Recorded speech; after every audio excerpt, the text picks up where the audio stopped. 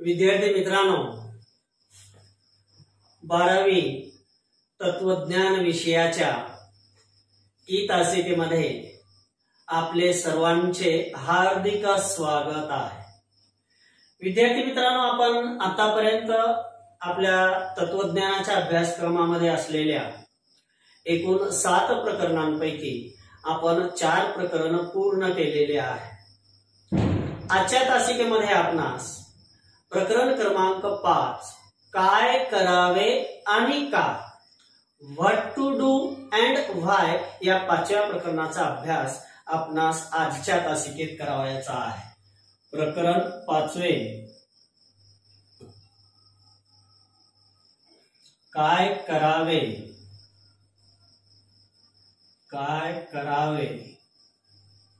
आणि का या 5व्या प्रकरणाचा अभ्यास आपणास आजच्या तासिकेत करावायचा आहे। आता हे प्रकरण विद्यार्थी मित्रांनो आपणास परीक्षेमध्ये एकूण 19 गुणांचे प्रश्न, मग ते वस्तुनिष्ठ प्रश्न असू शकतात, लघुतरी प्रश्न असतात, असे वेगवेगळ्या प्रकारचे एकूण 19 गुणांचे प्रश्न आपणास प्रकरण क्रमांक 5 काय करावे आणि का, व्हॉट टू डू अँड व्हाय या प्रकरणावर विचारले जातात। आता प्रकरण क्रमांक 5 मध्ये आपणास प्रामुख्याने 4 ठळक मुद्द्यांचा अभ्यास करावायचा आहे। त्यातील पहिला मुद्दा आहे नीतिमीमांसेचे स्वरूप। हा पहिला मुद्दा आपणास या प्रकरणात अभ्यासायचा आहे। दुसरा मुद्दा जो आपणास या प्रकरणात अभ्यासायचा आहे तो आहे भारतीय परंपरेतील नीतिविषयक संकल्पना। भारतीय परंपरेतील नीतिविषयक संकल्पना हा दुसरा मुद्दा, ठळक मुद्दा आपणास या प्रकरणात अभ्यासायचा आहे। तिसरा मुद्दा आहे पाश्चात्य परंपरेतील नीतिविषयक संकल्पना। तिसरा मुद्दा कोणता विद्यार्थी मित्रांनो? पाश्चात्य परंपरेतील नीतिविषयक संकल्पना हा तिसरा मुद्दा आपणास अभ्यासायचा आहे। आणि चौथा मुद्दा आहे नीतिविषयक वैज्ञानिक दृष्टिकोन काय आहे, नीतिविषयक सायंटिफिक व्ह्यू काय आहे, वैज्ञानिक दृष्टिकोन काय आहे, या चौथ्या मुद्द्याचा अभ्यासही आपणास प्रकरण क्रमांक 5 काय करावे आणि का, व्हॉट टू डू अँड व्हाय या प्रकरणात करावायचा आहे। असे 4 मुद्दे आहेत। अतिशय सुलभ आपल्या दररोजच्या जीवनाशी संबंधित असणारे मुद्दे, ठळक उदाहरण आपणास या प्रकरणात अभ्यासावयास मिळते। अतिशय सुलभ, सर्व प्रकरणात सुलभ असणारं प्रकरण हेच आहे। आता पहा, आपण या प्रकरणाला प्रत्यक्षात सुरुवात करत असताना या प्रकरणामध्ये एकूण ज्या 4 मुद्द्यांचा अभ्यास करायचा आहे त्याचा अगदी थोडक्यात प्रस्तावना आपण सुरुवातीला पाहूया की या प्रकरणात आपणास काय काय आहे। प्रत्येक व्यक्तीचा वेळ जर पाहिला विद्यार्थी मित्रांनो, तर प्रत्येक व्यक्तीचा, प्रत्येक मानवाचा वेळ सतत काही ना काहीतरी करण्यामध्ये जात असतो। मग ज्यावेळेस प्रत्येक व्यक्तीचा वेळ सतत काही ना काहीतरी करण्यामध्ये जात असतो त्यावेळेला आपण केलेली कृतीही, व्यक्तीने केलेली कृतीही, मानवाने केलेली कृतीही चांगली किंवा वाईट, योग्य किंवा अयोग्य असू शकतात।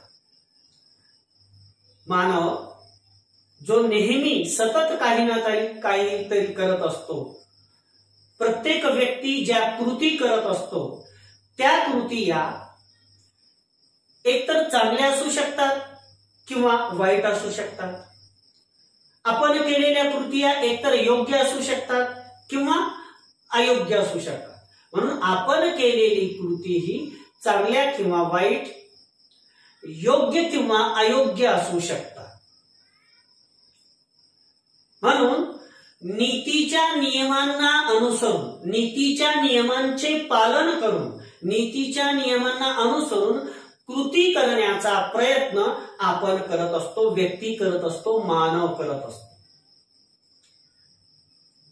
की जे नीतीचे नियम आहेत व्यक्तीच्या आचरणासंबंधी, व्यक्तीच्या कृती संबंधी, व्यक्तीच्या वर्तनासंबंधी, त्या नीतीच्या नियमांना अनुसरून, त्या नीतीच्या नियमांचे पालन करून कृती करण्याचा प्रयत्न आपण करतो. व्यक्तीला मिळालेली जी शिकवण असते, व्यक्तीला मिळालेले जे संस्कार असतात, त्यानुसार व्यक्ती वागत असतो, त्यानुसार व्यक्ती आचरण करत असतो, त्यानुसार व्यक्ती वर्तन करत असतो, त्यानुसार व्यक्ती कृती करत असतो. व्यक्तीला मिळालेली जी शिकवण असते किंवा व्यक्तीला मिळालेले जे संस्कार असतात, त्या शिकवणीच्या आधारावर, त्या मिळालेल्या संस्काराच्या आधारावर व्यक्ती वागत असतो, त्यानुसार व्यक्ती आचरण करत असतो, त्यानुसार व्यक्ती कृती करत असतो, त्यानुसार व्यक्ती वागतो. विशिष्ट प्रसंगामध्ये, जीवनामध्ये आलेल्या विशिष्ट प्रसंगामध्ये आपण कसा विचार केला पाहिजे, आपण कसा विचार करावा, कशाच्या आधारे योग्य निर्णय घ्यावेत, कशाचा आधार घेऊन आपण जीवनामध्ये योग्य निर्णय घ्यावेत, याचे मार्गदर्शन आपणास नीतिमीमांसेत मिळते. म्हणून नीतिमीमांसेचे स्वरूप अभ्यासने आपणास आवश्यक आहे. नेचर ऑफ इथिक्स, नीतिमीमांसेचे स्वरूप हा पहिला मुद्दा आपणास अभ्यासणे का आवश्यक आहे? कारण जीवनामध्ये आलेल्या विशिष्ट प्रसंगामध्ये आपण कसा विचार केला पाहिजे, कशाच्या आधारे आपण जीवनामध्ये योग्य निर्णय घ्यावेत, याचे मार्गदर्शन आपणास नीतिमीमांसेमध्ये मिळते. म्हणून आपणास नीतिमीमांसेचे स्वरूप,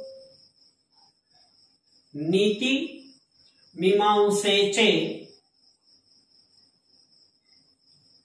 स्वरूप या मुद्द्याचा अभ्यास करणे आवश्यक आहे, महत्वपूर्ण आहे.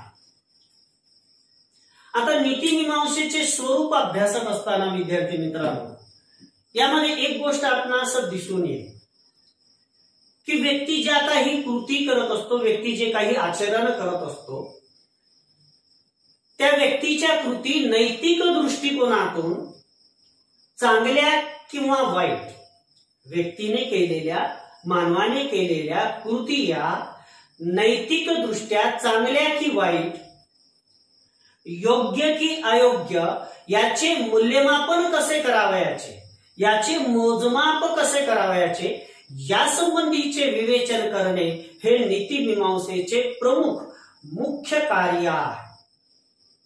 नीतिमीमांसेचे मुख्य कार्य काय आहे विद्यार्थी मित्रांनो? की नैतिक दृष्ट्या कोणत्या कृती चांगल्या आणि वाईट, नैतिक दृष्ट्या कोणत्या कृती योग्य आणि अयोग्य, यासंबंधीचे विवेचन करणे, यासंबंधीचे स्पष्टीकरण करणे, यासंबंधीचे चिंतन करणे हे नीतिमीमांसेचे प्रमुख आणि महत्वपूर्ण कार्य आहे. आपल्या किंवा इतरांच्या कृतीचे मूल्यमापन कोणत्या निकषांच्या आधारे करावयाचे, याचा विचार, याचा अभ्यास नीतिमीमांसेमध्ये केला जातो. आपल्या किंवा इतरांच्या कृतीचे मूल्यमापन कुठल्या निकषांच्या आधारे करावे, याचा विचार, याचा अभ्यास, याचे चिंतन नीतिमीमांसेत केले जाते. यासाठी मुख्यतः नीतिमीमांसेमध्ये दोन निकष विचारात घेतले जातात. त्यातला पहिला म्हणजे, एक म्हणजे कृती किंवा कर्म करण्याच्या पाठीमागचा हेतू काय आहे. जे दोन निकष प्रामुख्याने नीतिमीमांसेत विचारात घेतले जातात कृती संबंधी, त्यातला पहिला आहे की एक म्हणजे कृती किंवा कर्म करण्याच्या पाठीमागचा हेतू किंवा प्रयोजन काय आहे. हा पहिला निकष विचारात घेतला जातो नीतिमीमांसेमध्ये. कशा संबंधी? व्यक्तीच्या कृतीचे मूल्यमापन करत असताना विचारात घेतला जाणारा पहिला निकष व्यक्तीच्या कृतीचे मूल्यमापन करताना, म्हणजे ती कृती चांगली किंवा वाईट, ती कृती योग्य किंवा अयोग्य असे मूल्यमापन करताना जे निकष नीतिमीमांसेमध्ये उपयोगात आणले जातात, वापरले जातात, त्यातला पहिला निकष आहे, एक म्हणजे कृती किंवा कर्म करण्याच्या पाठीमागचा हेतू, हेतू म्हणजे उद्देश किंवा प्रयोजन काय आहे, आणि दुसरा म्हणजे त्या कृतीचे किंवा कर्माचे परिणाम काय आहे, त्या कृतीतून निर्माण होणारे परिणाम, त्या कर्मातून निर्माण होणारे परिणाम काय आहेत, हा दुसरा निकष लक्षात घेऊन व्यक्तीच्या कृतीचे मूल्यमापन नीतिमीमांसेमध्ये केले जाते. म्हणून नीतिमीमांसेत प्रामुख्याने व्यक्तीच्या कृतीचे मूल्यमापन करत असताना, मानवाच्या कृतीचे मोजमाप करत असताना दोन महत्वपूर्ण निकष लक्षात घेतले जातात, विचारात घेतले जातात. एक म्हणजे कृती किंवा कर्म करण्याच्या पाठीमागचा हेतू किंवा प्रयोजन काय आहे, आणि दुसरे म्हणजे त्या कृतीचे परिणाम काय आहेत. हे दोन निकष लक्षात घेतले जातात. आता जाणीवपूर्वक केलेली प्रत्येक कृती, जाणीवपूर्वक म्हणजे ठरवून केलेली कृती, इच्छा स्वातंत्र्याचा उपयोग करून केलेली कृती, जाणीवपूर्वक केलेली प्रत्येक कृती कुठल्या ना कुठल्या तरी परिणामांना जन्म देत असते. व्यक्ती जेव्हा एखादी कृती जाणीवपूर्वक करतो, ठरवून करतो, त्यावेळेला त्या कृतीतून कोणत्या ना कोणत्या तरी परिणामांची निर्मिती होत असते. म्हणून जाणीवपूर्वक केलेली प्रत्येक कृती कुठल्या ना कुठल्या तरी परिणामांना जन्म देत असते, देते. परिणामांना जन्म देते म्हणजे परिणामांची निर्मिती करत असते. हेतू आणि परिणाम एकमेकांशी निगडीत असतीलच असे नाही. कृती करण्याच्या पाठीमागचा हेतू आणि त्या कृतीतून निर्माण होणारे परिणाम, या दोन गोष्टी एकमेकाशी निगडीत असतातच असे नाही. ते कधी निगडीत असतात तर कधी निगडीत नसतात. आता ते निगडीत असतात कधी आणि नसतात कधी याचा आपण सविस्तर अभ्यास या प्रकरणामध्ये आपण जसे जसे पुढे जाऊ तसा अभ्यासणार आहोत. अगदी या गोष्टी आपल्या जीवनाशी संबंधित आहेत विद्यार्थी मित्र, की कृतीच्या पाठीमागे असलेला हेतू किंवा उद्देश आणि कृतीतून निर्माण होणारे परिणाम, या दोन गोष्टी एकमेकांशी निगडीत, एकमेकांशी संबंधित असतातच असे नाही. ते निगडीत असेल तर, जर ते निगडीत असतील, काय हेतू आणि परिणाम एकमेकांशी निगडीत असतील. कोणते हेतू आणि परिणाम? त्या कृतीच्या पाठीमागे असलेला हेतू आणि त्या कृतीतून निर्माण होणारे परिणाम हे जर एकमेकांशी निगडीत असेल तर इच्छित परिणाम साधले गेले आहेत, इच्छित परिणामांची निर्मिती झालेली आहे असे म्हणता येईल. केव्हा? की जेव्हा हेतू आणि परिणाम, कृतीच्या पाठीमागे असणारा हेतू म्हणजे उद्देश आणि त्या कृतीतून निर्माण होणारे परिणाम हे एकमेकांशी निगडीत आहे, आणि असे असेल तर इच्छित परिणाम साधले गेले आहेत असे म्हणता येते. पण कित्येक वेळा, बऱ्याच वेळेला कर्त्याच्या म्हणजे कृती करणाऱ्या व्यक्तीच्या, कर्त्याच्या ध्यानीमनी नसलेल्या, म्हणजे त्याच्या विचारात सुद्धा नसलेल्या, परंतु कित्येक वेळेला कर्त्याच्या ध्यानीमनी नसलेल्या, त्याला अपेक्षित नसलेले परिणामही घडून येत असतात. परिणामही घडून येत असतात. की एखादी कृती जेव्हा एखादा व्यक्ती विशिष्ट उद्देश ठेवून करतो, एखादी कृती व्यक्ती एखादा विशिष्ट हेतू ठेवून करतो आणि त्यातून विशिष्ट परिणामाची निर्मिती होईल हे गृहीत धरतो, परंतु हेतू आणि परिणाम हे नेहमीच एकमेकांशी निगडीत असतील, एकमेकांशी संबंधित असतील असे नाही. म्हणून इथं असं म्हटलेलं आहे की कित्येक वेळेला कर्त्याच्या ध्यानीमनी, कर्त्याच्या म्हणजे कृती करणाऱ्या व्यक्तीच्या, कर्त्याच्या ध्यानीमनी नसलेल्या किंवा त्याला अपेक्षित नसलेली परिणामही घडून येतात, परिणामांची निर्मितीही होताना दिसून येते. त्याचं एक उदाहरण आपल्या टेक्स्टबुक मध्ये, अभ्यासक्रमाच्या पुस्तकामध्ये दिलेलं आहे. अतिशय सुलभ उदाहरण आहे की रस्त्यावर अनेक अपघात घडत असतात. पण अपघातात सापडलेल्या लोकांना मदत करण्याच्या इच्छेने धावून जाणारे जे लोक असतात, की रस्त्यावर अपघात घडल्यानंतर आजूबाजूला असणारे लोक त्यांना मदत करण्याच्या इच्छेने धावून जात असतात. अशा प्रसंगी अपघातग्रस्त लोकांना मदत करण्याच्या इच्छेने धावून जाणाऱ्या लोकांना नक्की काय करावे, आपण नेमके अशा प्रसंगामध्ये काय केलं पाहिजे हे माहीत नसल्यामुळे त्यांच्या कृतीमधून कळत न कळतपणे अपघातग्रस्तांना म्हणजे अपघातात सापडलेल्या व्यक्तींना कळत न कळतपणे, अप्रत्यक्षपणे इजा पोहोचण्याची शक्यता असते किंवा इजा पोहोचते. आता अपघात घडला, अपघात घडल्यानंतर आसपास असणारे व्यक्ती त्या अपघातात सापडलेल्या लोकांना मदत करण्याच्या इच्छेने धावून जातात. परंतु अशा प्रसंगामध्ये आपण कोणती कृती केली पाहिजे याची स्पष्ट अशी जाणीव त्या लोकांना नसल्यामुळे त्यांच्या कृतीमधून अपघातग्रस्त लोकांना न कळत इजा पोहोचते. आता इथं जर पाहिलं आपण, हेतूच्या दृष्टीने जर पाहिलं, ते लोक मदत करण्याच्या इच्छेने गेलेले आहेत. अपघातग्रस्तामध्ये सापडलेल्या लोकांना मदत करण्यासाठी गेलेले आहेत. म्हणजे हेतूच्या दृष्टीने जर पाहिले तर हे कृत्य योग्य असते. कोणत्या दृष्टीने? हेतूच्या दृष्टीने. त्या लोकांचा हेतू काय? अपघातग्रस्तांना मदत करणं. म्हणजे हेतूच्या दृष्टिकोनातून त्यांची ती कृती योग्यच ठरते, परंतु परिणामाच्या दृष्टीने मात्र त्यांच्या त्या कृतीतून अपघातग्रस्त लोकांना इजा पोहोचते, इजा पोहोचण्याची शक्यता असते. म्हणजे परिणामाच्या दृष्टिकोनातून मात्र लोकांची ती कृती काय ठरत असते?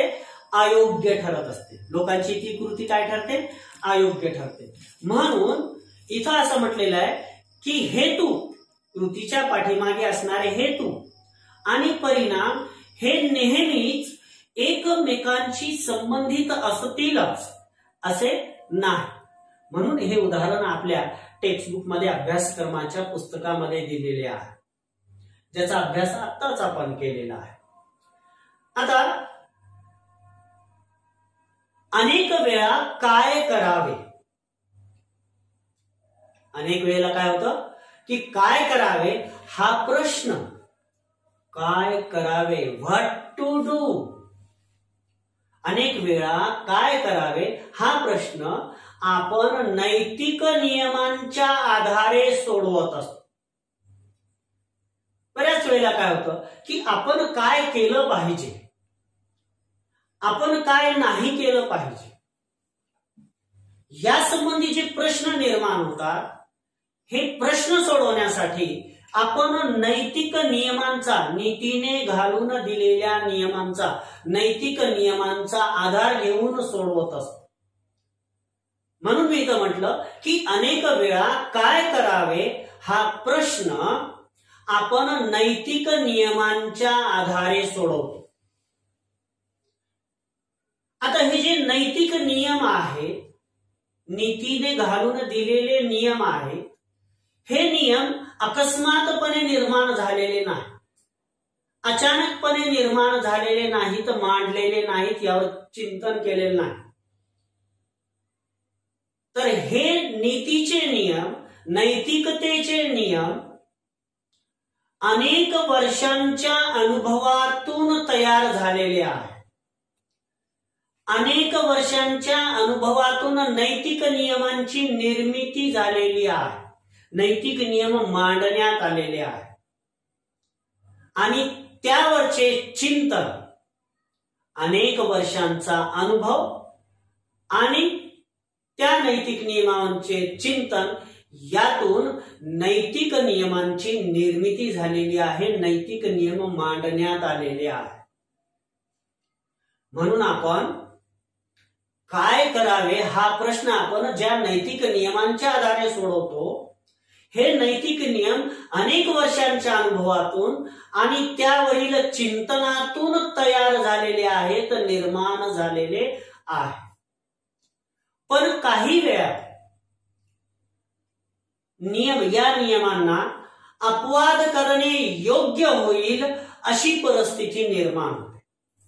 जे नैतिक नियम आहे, नैतिक नियम कोणते म्हणू शकतो आपण? नेहमी सत्य बोलावे, दिलेला शब्द पाळला पाहिजे, कोणाचे विश्वास तोडू नये, विश्वासघात करावा की करू नये, वडीलधाऱ्या व्यक्तींचा आदर ठेवावा, गुरुजनांचा आदर करावा, हे नैतिक नियम आहे. या नैतिक नियमांची निर्मिती ही अनेक वर्षांच्या अनुभवातून आणि त्यावरील चिंतनातून झालेली आहे. परंतु हे जे नैतिक नियम मी आपणास सांगितले, हे नैतिक नियम काही वेळा या नियमांना अपवाद करणे योग्य होईल अशी परिस्थिती निर्माण होत असते. अशी परिस्थिती काय होत असते? निर्माण होत असते. आता त्याचं एक उदाहरण आपल्या पुस्तकात दिलेलं आहे, त्यातीलही उदाहरण सांगतो आणि त्याला जोडून दुसरं एक उदाहरण आपणास देत आहे की आपण भुकेलेल्या व्यक्तीला अन्न दिलं पाहिजे, हा नैतिक नियम आहे.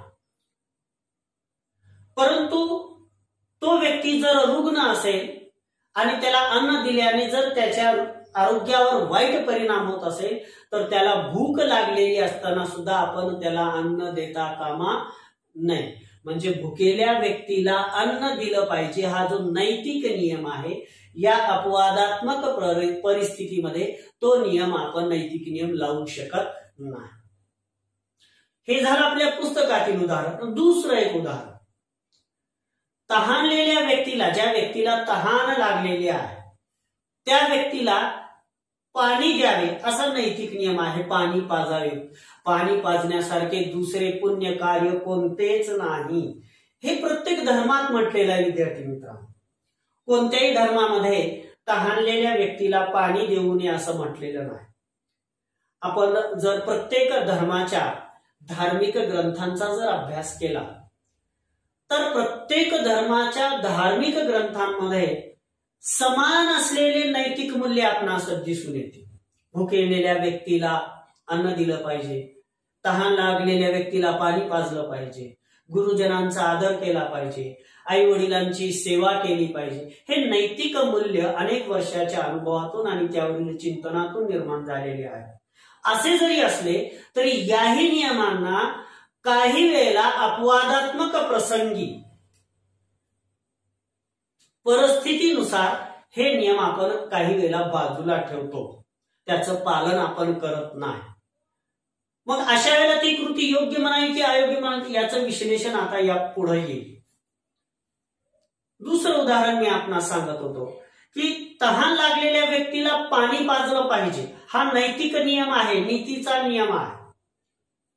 परंतु जर आपण ज्या व्यक्तीला पाणी पाजत आहोत की त्याला तहान लागली आहे, त्या व्यक्तीला जर त्यावेळेला हृदयविकाराचा झटका येत असेल, हृदयविकाराचा झटका म्हणजे हार्ट अटॅक, तर हार्ट अटॅक येणाऱ्या व्यक्तीला हृदयविकाराचा झटका ज्या व्यक्तीला येत आहे त्या व्यक्तीला त्याने पाणी मागितले तरी त्याला पाणी देऊ नये, कारण त्यावेळेस जर आपण त्याला पाणी दिलं तर ते त्याच्या आरोग्यासाठी घातक ठरू शकतं.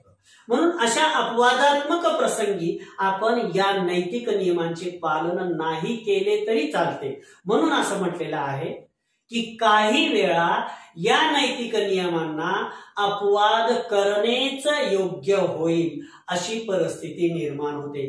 त्याची ही 2 उदाहरणं मी आपणास सांगितली की हार्ट अटॅक येणाऱ्या, हृदयविकाराचा झटका येणाऱ्या रुग्णाने पाणी मागितले तरी पाणी न देणे हे रुग्णाच्या हिताचे असते। आता विशिष्ट समाजात विशिष्ट काळी, मी काय म्हटलं, विशिष्ट समाजात विशिष्ट काळी जे नियम समाज हितासाठी केले जातात, विशिष्ट समाजात विशिष्ट काळी जे नियम समाज हितासाठी केले जातात ते नियम पाळणे व्यक्तीच्या आणि समाजाच्या या दोघांच्या दृष्टीने भल्याचे असते, चांगले असते। कारण जे नैतिक नियम आपण अनेक वर्षांच्या अनुभवातून निर्माण करतो, त्यावरील चिंतनातून निर्माण करतो, हे नैतिक नियम समाजाच्या हितासाठी आणि व्यक्तीच्या हितासाठी तयार केलेले असतात, निर्माण केलेले असतात। म्हणून असं म्हटलं मी की विशिष्ट समाजात विशिष्ट काळी जे नियम समाज हितासाठी केले जातात ते नियम पाळणे, त्या नियमांचे पालन करणे व्यक्तीच्या आणि समाजाच्या या दोघांच्याही भल्याचे असते, या दोघांच्याही हिताचे असते। मात्र कित्येक वेळा परिस्थिती मोठ्या प्रमाणात बदलली तरी नियम बदलले जात नाही। परंतु काय होतं, कित्येक वेळेला, बऱ्याच वेळेला परिस्थितीत मोठ्या प्रमाणात बदल जरी झाला तरी ते नीतीचे नियम बदलले जात नाही। अशा परिस्थितीत ते नैतिक नियम हिताचे ठरत नाही, हितकारक ठरत नाही, चांगले ठरत नाही, योग्य ठरत नाही। का ठरत नाहीत नैतिक नियम चांगले? कारण कित्येक वेळा परिस्थितीमध्ये मोठ्या प्रमाणात बदल होतो।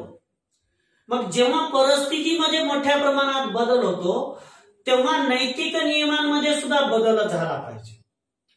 परंतु ज्या वेळेस परिस्थितीमध्ये मोठ्या प्रमाणात बदल झाला असताना सुद्धा नियम बदलले जात नाहीत, नीतीचे नैतिक नियम बदलले जात नाहीत, अशा वेळेला ते नैतिक नियम हितकारक ठरत नाही। म्हणून मी म्हटलं की कित्येक वेळा परिस्थिती मोठ्या प्रमाणात बदलली तरी नियम बदलले जात नाही, अशा वेळी ते नैतिक नियम हितकारक ठरत नाहीत, चांगले ठरत नाही। परंपरेने सांगितलेले रीतिरिवाज, आपल्या परंपरेतून समोर आलेली जे वेगवेगळे रीतिरिवाज आहेत,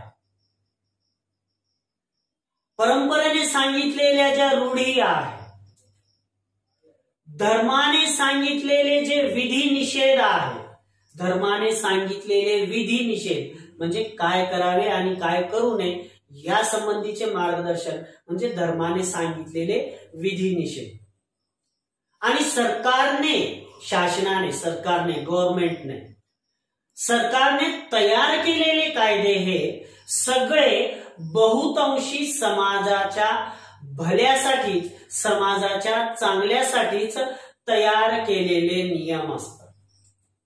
कोणकोणते?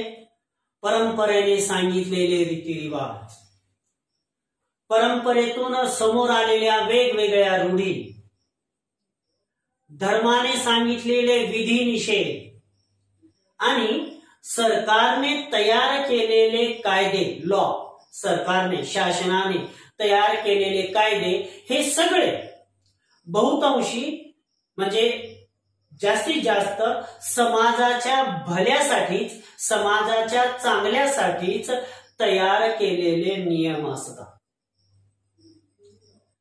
त्यांची वेळोवेळी, कोणाची? परंपरेतून आलेले रीतिरिवाज, परंपरेतून आलेल्या रूढी, धर्माने सांगितलेले विधी निषेध, सरकारने तयार केलेले नियम यांची वेळोवेळी नीतीच्या दृष्टिकोनातून चिकित्सा, कोणाची? परंपरेतून आलेल्या रूढी, रीतिरिवाज, धर्माने सांगितलेले विधी निषेध आणि सरकारने तयार केलेले कायदे हे समाजाच्या भल्यासाठी असतात. आता जरी हे समाजाच्या भल्यासाठी असले तरी त्यांची वेळोवेळी काळाच्या ओघामध्ये नीतीच्या दृष्टिकोनातून चिकित्सक चर्चा करण्याची गरज असते. चिकित्सक चर्चा करण्याची गरज असते. नियमांचा डोळे झाकून केलेला स्वीकार, मग तो नियमांचा स्वीकार परंपरेतून आलेल्या रीतिरिवाजांचा असेल, मग तो स्वीकार परंपरेतून आलेल्या रूढींचा असेल, मग तो स्वीकार धर्माने सांगितलेल्या विधी निषेधांचा असेल, मग तो स्वीकार सरकारने केलेल्या कायद्यांचा असेल. या सर्वांचा, नियमांचा डोळे झाकून म्हणजे काहीही विचार न करता, नीतीच्या दृष्टिकोनातून चिकित्सक चर्चा न करता जर या नियमांचा डोळे झाकून जर स्वीकार केला तर मात्र तो समाजासाठी आणि पर्यायाने व्यक्तीसाठी घातक ठरू शकतो, अपायकारक ठरू शकतो, वाईट ठरू शकतो. म्हणून मी म्हटलं की नियमांचा डोळे झाकून केलेला स्वीकार, मग तो नियम परंपरेतून रीतिरिवाजाच्या माध्यमातून आलेला असेल, मग तो नियम परंपरेतून रूढीच्या माध्यमातून आलेला असेल, मग तो नियम धर्माने सांगितलेल्या विधी निषेधातून आलेला असेल, मग तो नियम सरकारने तयार केलेल्या कायद्याच्या स्वरूपात आलेला असेल. यांची वेळोवेळी चिकित्सक, नीतीच्या दृष्टिकोनातून चिकित्सक चर्चा करणे गरजेचे आहे, महत्वाचे आहे. हे समाजासाठी कितपर्यंत चांगले, हिताचे आहे याची चिकित्सक चर्चा करण्याची गरज असते. परंतु जर या नियमांचा डोळे झाकून जर स्वीकार केला तर तो समाजासाठी घातक ठरू शकतो, अपायकारक ठरू शकतो. नीतिमीमांसेच्या अभ्यासातून, कशाच्या? नीतिमीमांसेच्या अभ्यासातून कृतींची, नियमांची, मूल्यांची चिकित्सा कशी करावी? मी काय म्हणतोय पहा, नीतिमीमांसेच्या अभ्यासात कृतींची, नियमांची, कृतींची, नियमांची आणि तिसरी गोष्ट मूल्यांची चिकित्सा कशी करावी, त्यासाठी कुठले घटक कुठल्या कारणासाठी विचारात घ्यायला हवेत या संबंधीचे मार्गदर्शन आपल्याला नीतिमीमांसेच्या अभ्यासातून मिळत असते. नीतिमीमांसेच्या अभ्यासातून आपणास कशाचे मार्गदर्शन मिळते की कृतीची, नियमांची, मूल्यांची, कृतीची, नियमांची, मूल्यांची चिकित्सा कशी करावी. कृतीची, नियमांची, मूल्यांची चिकित्सा करत असताना कोणत्या घटकांचा विचार केला पाहिजे, कुठले घटक उपयोगात आणले पाहिजे, त्यासाठी कुठले घटक कुठल्या कारणासाठी विचारात घ्यायला हवे या संबंधीचे मार्गदर्शन आपणास नीतिमीमांसेतून मिळते.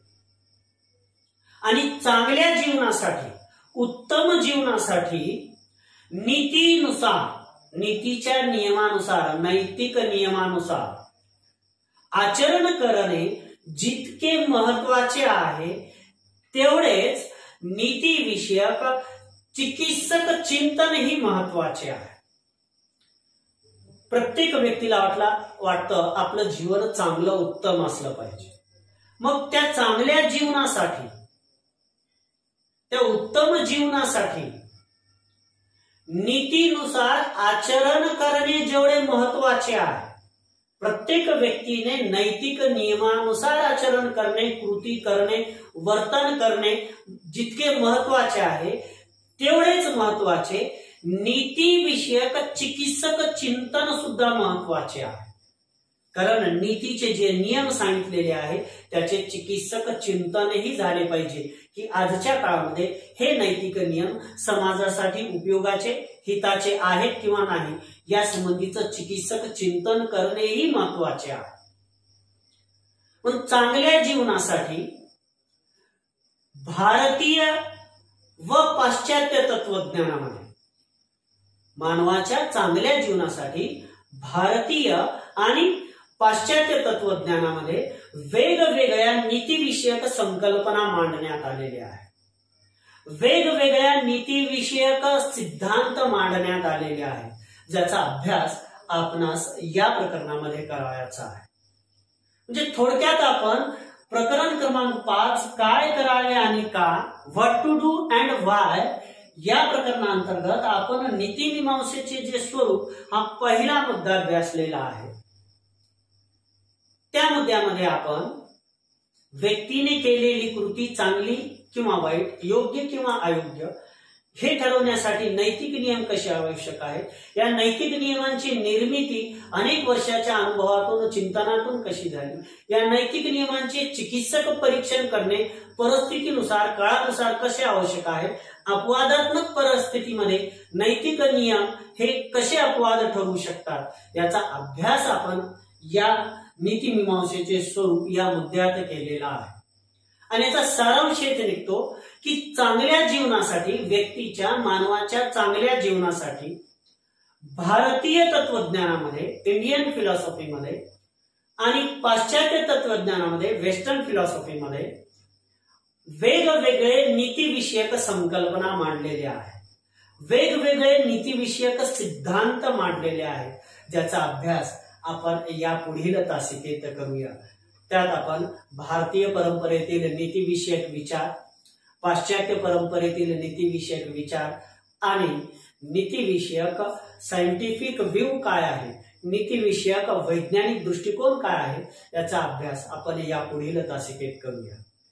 आजच्या तासिकेमध्ये आपण जे अभ्यासलेलं आहे विद्यार्थी मित्रांनो, त्यासंबंधी जर आपली काही अडचण असेल, काही भाग जर आपणास समजलेला नसेल, तर आपली अडचण तो न समजलेल्या भागाविषयी आपण मला माझ्या युट्यूब चॅनलच्या संदेश बॉक्समध्ये, चॅट बॉक्समध्ये आपल्या अडचणी पाठवावे. एक शिक्षक म्हणून आपल्या अडचणींचं हसतमुखाने, आनंदाने समाधान नक्कीच केलं जाईल.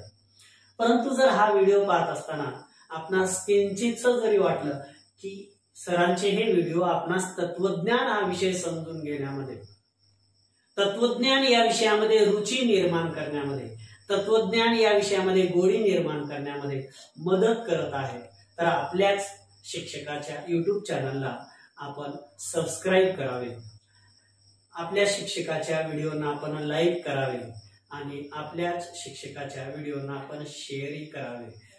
या व्हिडिओच्या डिस्क्रिप्शन बॉक्समध्ये माझ्या युट्यूब चॅनलची लिंक दिलेली आहे, ज्यामध्ये माझे तत्वज्ञान आणि तर्कशास्त्र, 12वीचे तत्वज्ञान आणि तर्कशास्त्र या संबंधीचे एकूण 86 व्हिडिओ आहेत. आपण आवश्यकतेनुसार या व्हिडिओचा लाभ घ्यावा. आजच्या तासिकेसाठी माझ्या सर्व विद्यार्थी मित्रांचे मनपूर्वक खूप खूप आभार. धन्यवाद.